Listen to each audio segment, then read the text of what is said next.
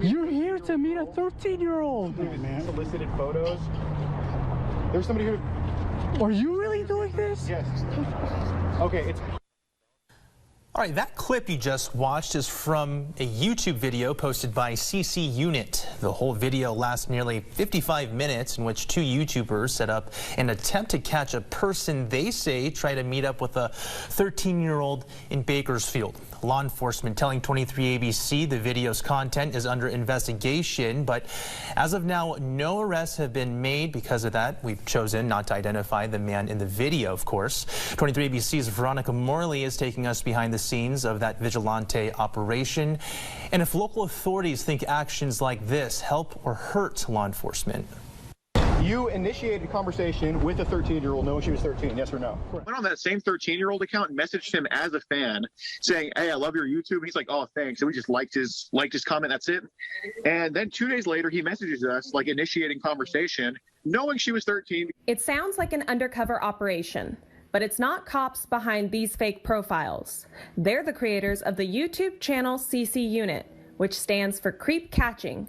The group posts dozens of videos just like this one, where they posed as a 13-year-old online and met up with a person they were talking with, which they say took place here in Bakersfield. What we do is we tell every predator we live where they're from. Because I have arrests in Los Angeles. I have arrests in like Temecula, Riverside area, and then I have arrests in Virginia. Adrenaline, because like you're dealing with a criminal, obviously. There's definitely some gray areas that are involved in this as far as legal and the potential use of some of this as evidence in criminal proceedings. Bakersfield police say while vigilante operations like this are not illegal, it's a dangerous position to put yourself in and could impede law enforcement down the road. What we see is we get reportings after these events have occurred, and it's never from the people that are directly involved.